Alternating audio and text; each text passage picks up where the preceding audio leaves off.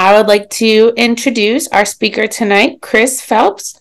Christopher joined class in 2021 and serves as the Executive Director of Community Affairs. Chris has a Master's of Business Administration, and he is certified by the Association of Community Rehabilitation Educators to provide employment services. Chris has about 30 years of experience across the field of human services, supporting people with all types of disabilities in a variety of roles, direct support professional, managing and directing programs, quality and compliance, and executive director. When Chris isn't at class, you can find him performing with his band, This, That, and the Other. Take it Am away, I? Chris. All right. Thank you so much. What a wonderful introduction. You took away some of my thoughts leading into this, which is perfect. And I'm so excited to be here this evening. We all are at class. This is an exciting project that we're getting ready to do. And my presentation, as you will see, gives a nice overview of some of the topics that will be covered throughout the year. And I put that fancy title on, The Untold Story, to catch your attention. Hopefully you're going to learn something from this and from the information that I give. And towards the end, you'll hear that untold story part where it's all of us providers put on the best face that we can, but there's hurdles that we as providers have to overcome while we're providing our services. And I'm kind of glad we're doing this through Zoom because it's cold and snowy out there. And I don't know why the temperatures got so cold, but we're probably being comfortable in our own homes or offices, wherever you are. So I enjoy you to ask you to sit back and enjoy, hopefully, what I'm about to present. So I'm going to share my screen. I'll be following a PowerPoint throughout this. Good. So what I wanted to do is just to give a quick overview about class as an organization, because what we do fits in so well with our discussion about employment services. And we have a certain approach that we take to serving individuals. And again, this employment fits right in with that. So our mission is to support people with disabilities and older adults as they explore options, participate in the community, and strive toward equality. We're working toward a community where each belongs. So you can see in our mission right here, the word community pops out a couple different times. And that is our focus. We want to help people live as independently as they can in the community. And it's just not living in the community. You can see in our mission here, it says participating in the community or being engaged in the community. Imagine yourself living in your home and never leaving your home. You know, are you really living in the community? I don't think we would be if that were our situation. And it's really participating, being engaged in our community that gives us a healthy life. This is part of the social determinants of health. One of the aspects is being involved in your community. And at class, we look at those social determinants of health and try to help all the individuals we serve with all aspects of that, whether it's making sure they have access to health care, transportation, education, and again, and those other aspects, and including being in the community. And the other word I want to point out here is supporting people. We're not to do for others. We're to support these individuals to live the life that they choose to live. And that's what the employment services are all about too. It's the individuals making choice about what they want to do, where they want to work, and all aspects with finding and maintaining employment. So, and employment services, getting a job is I think one of the best ways that we can look at being engaged into the community. Research has shown that we live longer if we are engaged. we're happier, we have more opportunities. And those employment services, when somebody gets a job, they have a purpose in life, they have new relationships that they are forming, and they live a healthier and happier life for having that.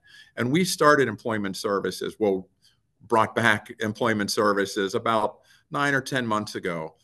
Class has always been involved with supporting people in vocational capacities, um, and uh, and the services have waxed and waned over the years, and so we're bringing back these employment services that I'm going to talk about just those 9 or 10 months ago.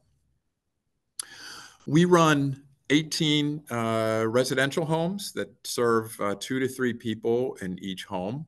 And these are throughout Allegheny County and into Westmoreland. We have one house in Westmoreland County.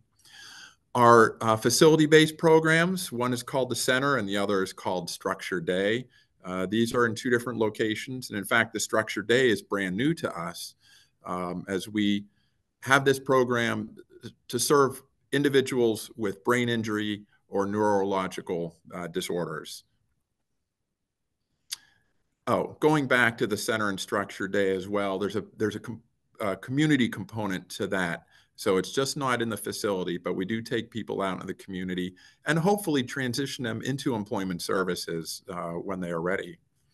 Our Community Partners program is a one-on-one service to assist people with skill building so they can learn skills to live independently. And we also provide case management services through that.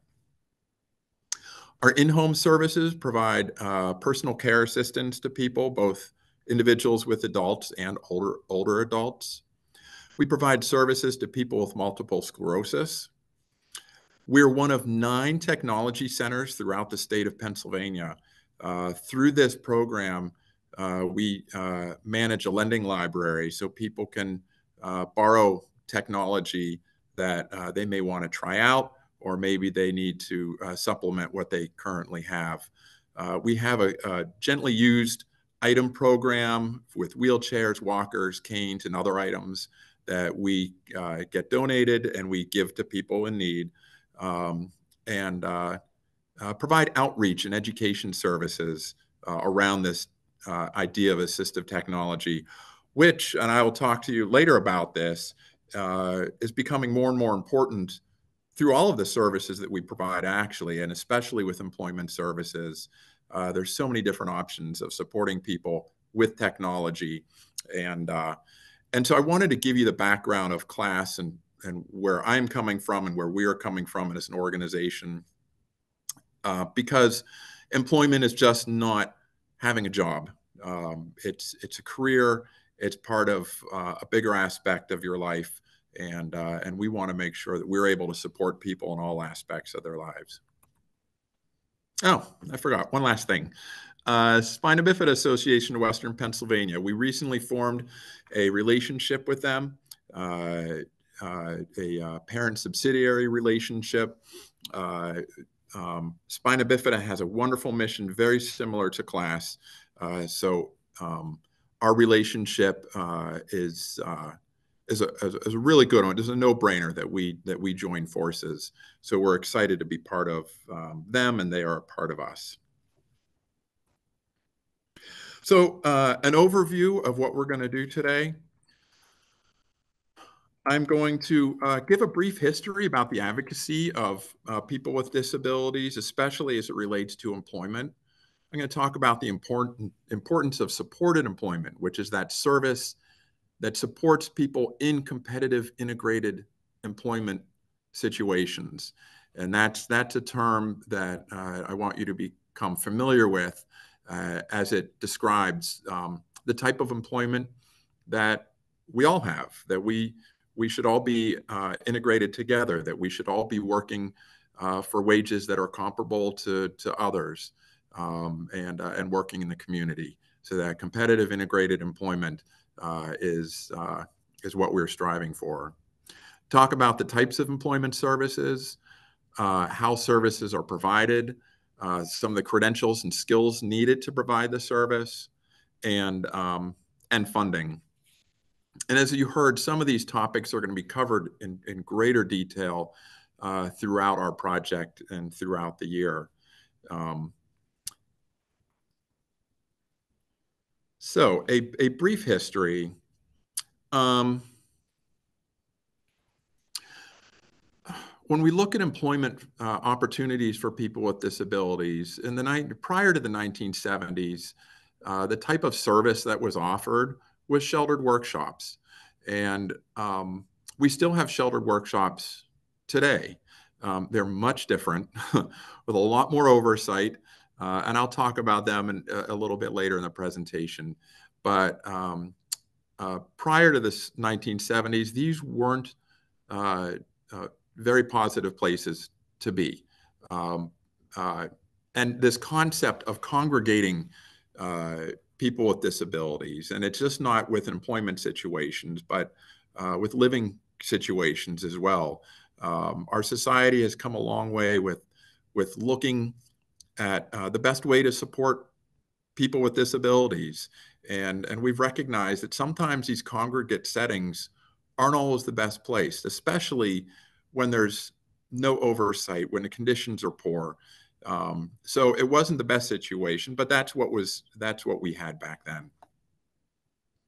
The Rehabilitation Act of 1973, this focused on basically federal institutions, and that individuals should not be discriminated against with employment as it relates to those federal institutions. But it was a start. It was a legislation that helped us move in the right direction. Through the 1970s and 1980s, there were funded demonstration projects. This was various funding that was available throughout the country to start to look at services to support people with disabilities in employment situations. In 1986, we have the Rehabilitation Act amendments. This was really the birth of supported employment. At this point, this act, the amendments, helped to set up what we have today with the VOC rehab centers, or like the Office of Vocational Rehabilitation. So there was funding for this, and there was direction and clear support for this type of service. The Americans with Disabilities Act came into play in 1990, and I'm going to talk a little bit more about that in a minute. And same with the Employment First Act. This is in the state of Pennsylvania. In 2018, we became an employment first state. And again, I will talk a little bit more about that as well. So we're all familiar, hopefully, with the Americans with Disabilities Act. This is really a civil rights law that prohibits discrimination against individuals with disabilities in all areas of public life, including jobs, school, transportation, and all public and private places that are open to the general public. Helps people access the same employment opportunities and benefits available to people without disabilities. This is important. It applies to employers with 15 or more employees. So if you're getting into an employment situation, and it's with a small employer, that they don't have to follow it as it relates to the ADA. Requires employers to provide reasonable accommodations without undue hardship to qualified applicants or employees. And throughout my experiences, I cannot recall one time where there was an accommodation that provided an undue hardship to an employer.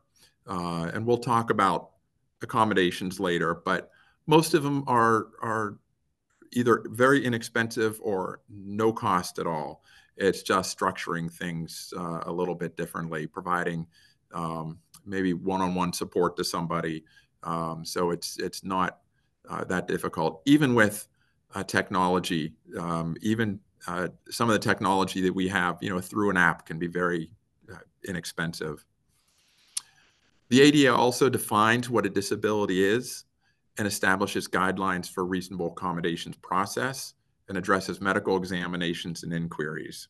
So there's 5 titles to the ADA. Employment is the first one.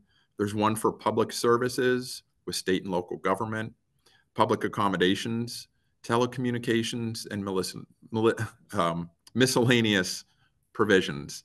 So, but for our concern tonight, it's that first provision of employment. And it's regulated by the Equal Employment Opportunity Commission. So the Employment First Act of 2018, this is through the state of Pennsylvania. And basically what this says that if an individual with a disability is looking for employment services, that competitive integrated employment should be that first, that preferred outcome. It's that first look at services. So the Office of Vocational Rehabilitation is the state organization that manages this. So if somebody wants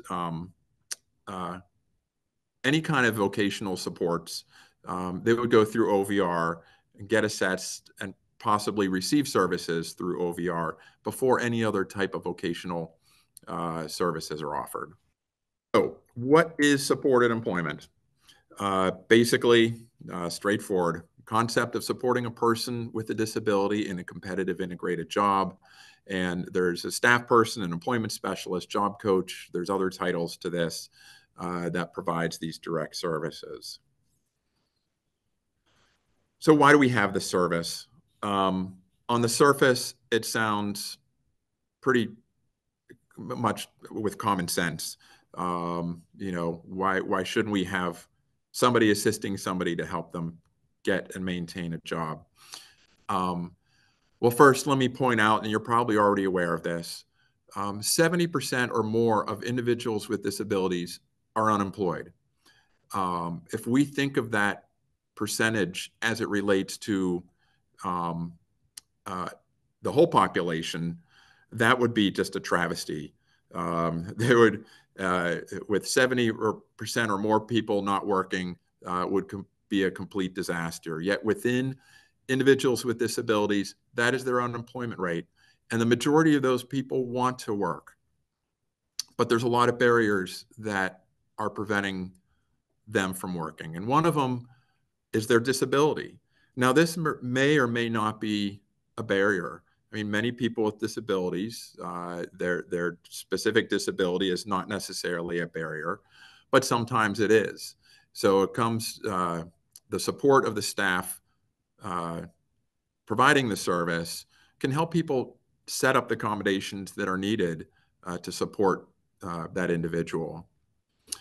The system can actually be a barrier.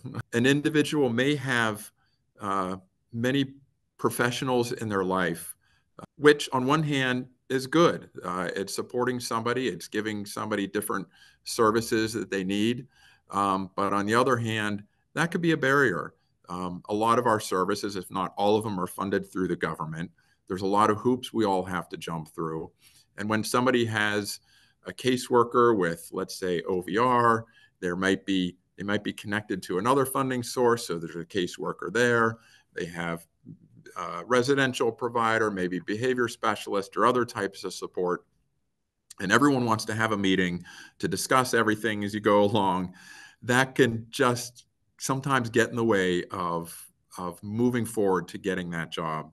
So, so many times, those of us who work in the employment system are helping individuals to navigate that and to keep the ball rolling and to keep the system from being a barrier. But I want you to recognize that sometimes it can be, and that can be frustrating. Attitudes can be a very big barrier. And we all cannot help how we feel about a situation. Any situation that comes up, you meet somebody or a situation happens or whatever, we get an immediate feeling, positive or negative, about whatever situation we're in. We can't help that. What we can help is how we react to those attitudes. And we react to situations for a couple of different reasons. One, we react because of things that we don't know. We're all sometimes just honestly ignorant about whatever situation that we're in. And when it comes to someone with a disability, there could be an employer that's just genuinely doesn't understand and doesn't have the information or doesn't have the experience. And that's okay. And as long as we are helping to educate and to support that individual with learning the information that they need. Um, there's none of us can know everything about every disability. There's too much information, and sometimes we make mistakes. So having not knowing something is just one way that we react to things. Another is what we think we know about a situation. Um, an employer may think that someone who uses a wheelchair, that the best job for them is working at a computer. And on one hand, that may be good because they're offering somebody with a disability a job. But on the other hand, that may prevent that individual from progressing within the organization. Maybe that employee wants to do other things. But because that employer has that attitude that they think they know what's best for the person, um, uh, that's going to prevent that individual from moving onward and upward in the organization. So it's up to us as the staff in the system to, again, help educate and be there and advocate for or have them advocate as well on their own behalf. But the system is there to help support the individual. We react to things also out of fear. So this is another way to say we do react. That's, fear is kind of what we don't know. You're afraid of the unknown, but it's the emotional side of what we don't know. I once placed an individual working at TJ Maxx, and his job was to keep the front of the store clean and tidy, and to help unload the truck when new items came in, and to put them out on the floor. And I was out coaching him on the floor, and a customer came up to me and said, she said, "Excuse me, sir, but I just want to let you know, I think you're doing a wonderful job." And I said, "Well, thank you." And she said, "When I look at somebody like that, it just breaks my heart. I feel so sorry for him. It just breaks my heart. And I think what you're doing is wonderful." So I had to think of, how can I advocate for this gentleman in the nicest way that I can, but to be as clear as I can. And I said, "Well, he's very happy with his job. He's very happy with his life. And I don't think you need to be feeling sorry for him, because he's living a very fulfilled life," without trying to give too much information to her about it. But people do react based on their feelings. And so it's up to us to help step up and to correct people, and to point out where they could be, falling into a bad spot. So, no, I'll share another story. I was going to save it for later, but I think now's the right time. There's another time where an employer, a gentleman that we had worked with, was working at a college cafeteria for a couple of years. And a manager called us and said, "He's kind of struggling at times. Can you send somebody out to help him?" So I was assigned, and I went out to support him, and spent a week or two there, and helped him improve in this area and that area. Well, this employer sat down across from me in the middle of the cafeteria in the middle of lunch, and starts yelling at me and shaking her finger in my face and saying, "You've been here 2 weeks. He hasn't improved at all. He's still doing the wrong things." And now the whole cafeteria is quiet, staring at this happening, at me getting yelled at. And she said, "Besides, he's not even bussing the tables right. This is how they should be bussed." She gets up, she's slamming salt and pepper shakers down, slamming the napkin dispenser down, wiping the table, and said, "That's how it's done. That's how it should be done." And I looked at her and I said, "Did you ever share that with him? Did you ever tell him that's how you want it done?" And it's like deer in the headlights. She said, no. And we taught him how to do it the way she wanted, and he did it that way from that point forward. But she had all this anger and these feelings, and with her attitude, that really created a difficult situation for him. And thankfully, I was there to help sort out that situation. Um, so really, the supported employment services are there to give people an opportunity and to provide them with the dignity of risk. We all learn from the mistakes that we make in our life, and so does everyone, whether you have a disability or not. We all learn from our mistakes, and we can't prevent people from that opportunity of making a mistake, because that's how people grow. Sometimes I have staff that are worried if somebody loses a job, and I point out to them. I said, "Well, this is it's part of the journey, and it's okay. And they're going to move on, and they're going to learn from it. Hopefully, as we all hopefully learn from our mistakes. But we have to give people the dignity of risk as they are going into an employment situation." So, what type of employment services are available to people? A lot of times, these services depend on the type of funding that you have and or the type of disability that you have. So I'm not going to really go into that much detail with this, but I'm going to give you an overview of what's available out there. One is a community-based work assessment. This is used, there's different types of terms for this. Sometimes the assessments are unpaid and sometimes they're paid assessments. And it gives somebody an opportunity to really experience something that they may be thinking about as far as a career or vocation. They may not know if they have a true interest in this or if they have the skills to do it.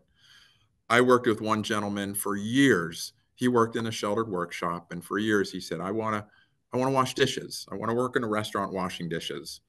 So we got him set up with an assessment at a restaurant washing dishes. And within the first 30 minutes, he said, "Nope, don't like it. I don't like getting my hands wet. I don't like this." And so it's a really good tool to help people who may not know what they want. And it's a win-win too for the employer, because it can give an employer a no-risk opportunity to look at a potential employee.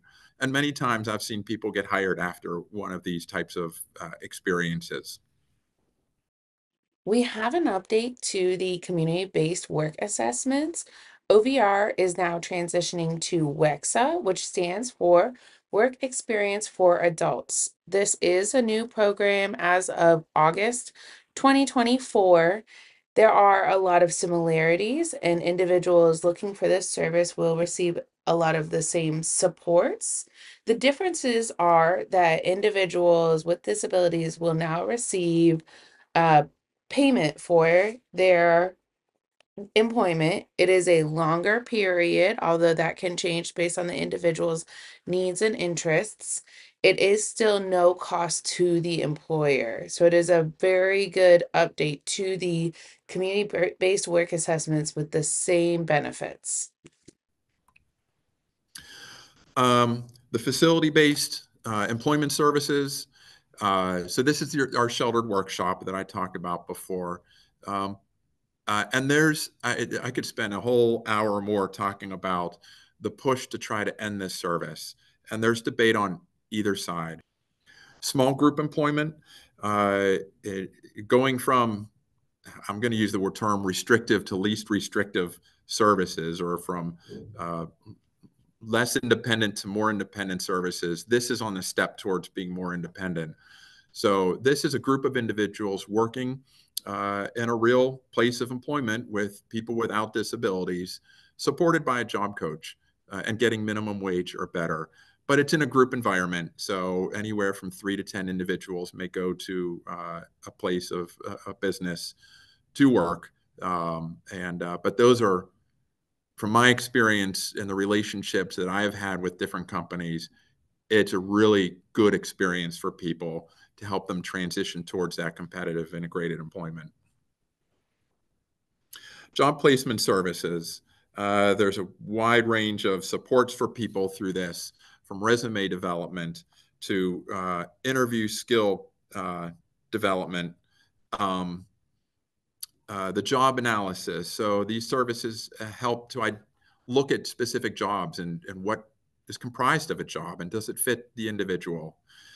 Helping people with self-advocacy skills. Um, I've worked with many people who at times don't want the employer to know they have a disability. They may have a mental illness, a hidden disability, and they don't want. So to help coach somebody in determining, do you let an employer know that? Don't you? Or if you're working on a job, to advocate for yourself for the type of, for an accommodation that you need or for anything else. So to really support people in that self-advocacy area. Job development, it's a sales job. Going out and trying to find a job for somebody, you're a salesperson. You're selling the individual. You're selling the services that you're providing, and I have seen flat out discrimination while I have been developing jobs for people. My jaw just hit the ground. One time, an employer said, "We don't hire people like that. We've tried before, and it just doesn't work out." I said, "Excuse me? What do you mean you don't hire people like that?" I couldn't believe it. And it's not up to us as the provider to go after these employers and to say, "Well, we're going to sue you. This is wrong." But we will support the individual if they want to. And I share these experiences with the people that I'm supporting. And I'll say, "This is what this employer said. We're more than happy to support you if you want to do this." I would imagine if it was a situation that was really serious that we would bring it up to somebody's attention. But in our job, if an employer doesn't want to work with us, is that going to be a healthy place for that person anyway? No, there's other places. So we move on. Helping with networking. Networking is a great way to get a job. The job coaching services, helping to set up those reasonable accommodations, identifying natural supports on the job, so very important to form those relationships with coworkers and managers and others at the job site. Teaching job-related skills and teaching those soft skills. We just started a new employee, and just today I was talking to him. I said, when you go and you start working with somebody, if they need job coaching, not everyone needs this service, but if you're supporting somebody on the job, the very first day, I want you to think, how can I fade from this and let the person work as independently without me as possible? So what type of accommodations, what relationships are you going to help them form with others? Because we're not designed to be a permanent position. We're there to get somebody established, get those relationships set up, and fade from the site. Follow-up services, one of the most important pieces in this whole process, in my opinion. There can be so many changes at a job site, a new manager, a new process, new coworkers, a new location, and sometimes somebody may not be able to adjust to those new things that pop up.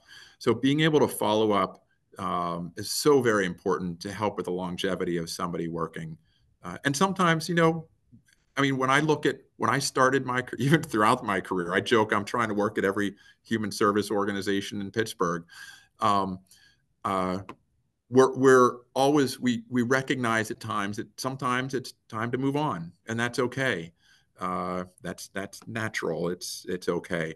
So those follow-up services are there to help the person with any issues that come up and to help them move on if they need to.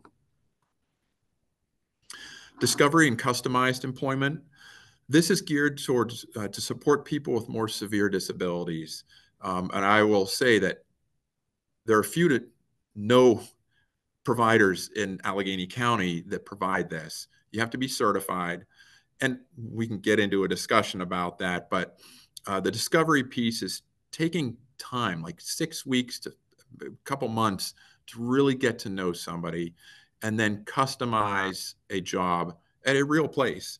Find an employer who's willing to look at the strengths that you've discovered and have the person work that benefits the employer. So it's again, getting certified to provide that service and going through that whole process is time consuming, but in the end, it can be very beneficial to somebody who has severe disabilities that may need that extra support and to find that competitive integrated job. Benefits counseling. This is huge. Thankfully, there's more support in this area to help people understand there's benefits. It's very complicated. Don't ask me to counsel you on this. You'll probably lose your benefits if I do. But finding somebody who does this can help somebody maintain their benefits while having a job. There's other vocational services out there, some that support people with who are looking to start their own job. In fact, one of our sessions later this next year is going to be looking at entrepreneurial services and supports, providing mobility training, helping people get to and from a job. So there's other types of employment services that can support people. So there's a wide range of accommodations. And again, these accommodations cost little to nothing. A job coach is an accommodation. Having a checklist, whether written or a pictorial type of checklist to support somebody. Timers and alarms to remind people when things need to be done. Getting those natural supports set up with reminders from coworkers. All of this that costs nothing. Adjustment in schedules. Maybe somebody needs to take a medication at a certain time and they need to adjust their schedule to be able to do so. And assistive technology. Again, this is really becoming a useful tool with smartphones and apps and other types of technology that's developing and that's already out there. We work with one gentleman with a brain injury in our brain injury program who uses his smartphone all the time to help keep him on target with what he has to do and where he's been. With his short-term memory loss, we'll ask him, what did you do over the weekend? And he'll look at his phone and he'll look at, oh yeah, I went to the mall, I went to a game. So, but using it in an employment situation is becoming more and more useful. There's actually a company out there that has an app that you can provide remote services to people who are working. And he has a son with autism, and he uses that app with his son with just getting out of bed and what do you have to do to get ready in the morning to get out the door. So technology is really coming a long way. It's moving 1,000 miles an hour and changing all the time. So I think that's good. That's good for our services. I'm not going to go over this in any great detail, but just to let you know that in these services, we just don't fly by the seat of our pants. We have tools, we have approaches that we take to provide the service. It's methodical. It's a deliberate approach. So I just wanted to make you aware of that. So who's an employment specialist? And they go by different terms, but job coach, employment specialist, employment support professional. It's somebody with a high school degree or diploma or a college degree. It's somebody with a certification, and I'll talk about that in a little bit. These are entry-level positions, and they're individuals who carry a caseload of about 15 to 20 individuals.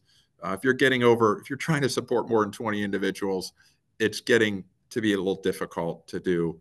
But that's what you're looking at with somebody who works in this field. There's many skills needed to provide the services. Sales. I didn't realize how much sales are involved in this until I came into the field. And I was horrible. I was horrible at sales. I hated the rejection, very uncomfortable with it, having no idea that this was going to be a part of the job. Now I think I'm pretty good. I can go out there and I can sell you anything, but it took some learning. Teaching skills. It requires a lot of teaching when somebody's starting a job. You need to be able to explain things and that the individual can understand. Communication skills. We communicate with a wide range of people, from family members to the individuals being served to caseworkers and other professionals and the community and employers. And without good communication skills, you could run into some problems and difficulty. Organizational skills, a lot of paperwork that needs to be done, a lot of individuals that need to be served.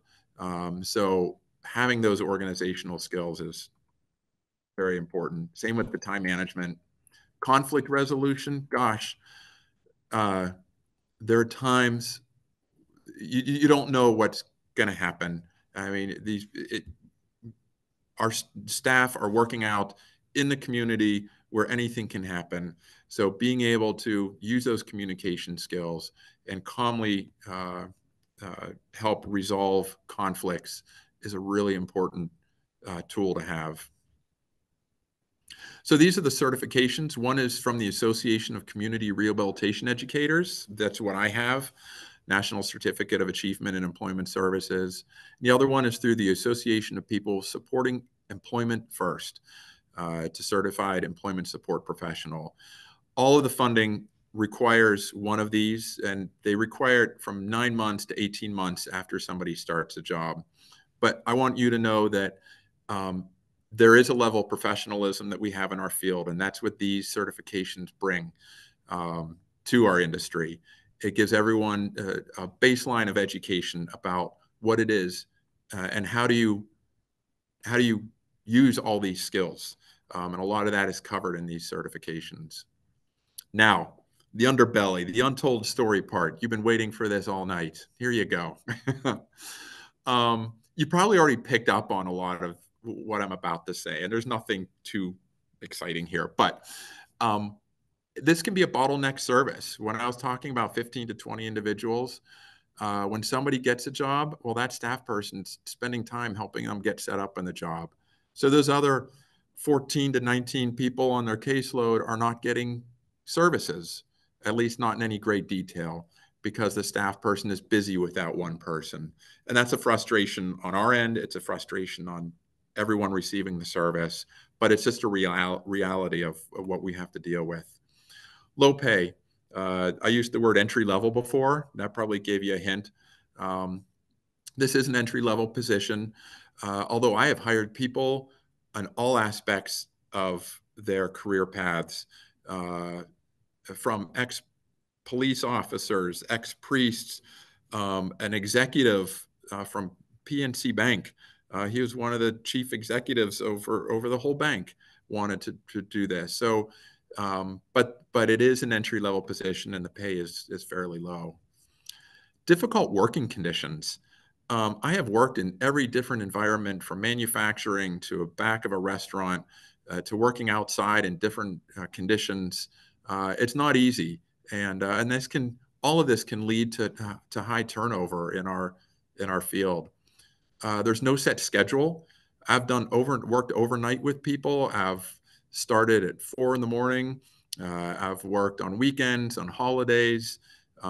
So it really takes somebody special that has all those skills that we talked about, that's able to put up with this untold story part. But it's important to know, if you're looking at these services, that this is what we as providers get frustrated with and have to deal with as well. A quick discussion about the funding. So I talked about Office of Vocational Rehabilitation, OVR. That's the gateway into the vocational services. From there, we have the Office of Developmental Program. There's a couple waivers, and this serves people with intellectual disabilities and autism. You have the Community Health Choices waiver. This is through the Office of Long-Term Living, and it's managed through managed care organizations. So you have UPMC, PA Health and Wellness, and AmeriHealth, Seritas. So 3 organizations, which may grow to 5 in the next year or two. A lot of changes there. Allegheny County Office of Behavioral Health is another funder for behavioral health employment services, and Ticket to Work, which is through the Social Security Department. I won't go into great detail. A lot of providers don't even use that, it's not really beneficial to us as providers, but it's just the funding that's available.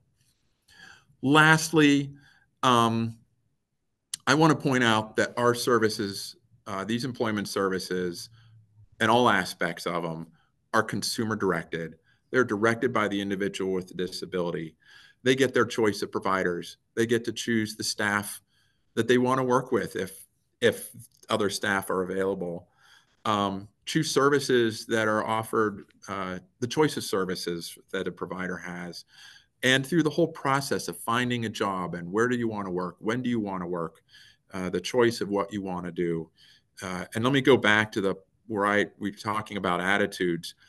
Sometimes individuals with disabilities have attitudes, and I don't mean it like a bad attitude, but they have a misunderstanding uh, about employment, and that's where the staff can come in and help somebody understand what it means, or the whole process. And somebody may want to work Tuesdays from 10 to noon, making $100 an hour.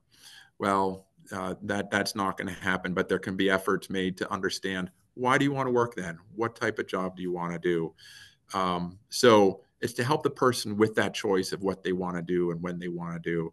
But it's all consumer directed, and the reward is great. Most of the time, employers really benefit and appreciate the individuals that they hire and the support that they get, and we all we all win in the end. So that's my presentation. I appreciate you listening to me. I'm going to stop sharing this. I can't get back to see anything. Alyssa, are you there? I'm here, Chris. Good. Do we have any questions? Does anyone want to ask any questions about the presentation or in general about supported employment for people with disabilities? There we go. Hey, Tina. Hi, Tina. Hello. Just a quick question, because we have, Chris knows, we have another meeting going on in the same room here. So I got to talk quietly. It sounded like you're saying that there's a shortage of employment specialists. Is that right? Oh, I think in our whole industry, I have been we started this program and trying to grow it and trying to find the right person to do the job. There is a shortage in my opinion. Yeah. Mm-hmm. The other thing I wanted to say is that my son, Mark Steidel, he works at Toby Dynavox, one of his jobs. He works there a couple hours a week. And one of the things you mentioned early on in your presentation was that, like the employer or supervisor not giving the direct feedback to the individual. Mm. And so I have talked to Mark about that, whenever I've observed, like, they're not giving feedback directly to you. They're just accepting whatever and not treating you equally like they would treat any other employee by saying, why don't you do this or do that? Or, and I said, that's kind of a pass that you don't want. And so I am going to talk to him after this meeting about how he can get some support to solicit feedback. Mm-hmm. I know he's tried by giving that in his performance review, but asking for feedback, but it just doesn't seem to happen as freely. So yeah, it's not fair to the individual. I don't think it's fair to the employer. You want all of your employees to get the feedback, and again, that can go back to those uncomfortable feelings that people have. Maybe the employer doesn't know how to give feedback, or is uncomfortable, or thinks, so yeah, that's a good point. Do we have any other questions or input? I just want to thank everyone and wish you a safe evening. Stay warm, and we hope to see you again. Thank you, everyone. Good night.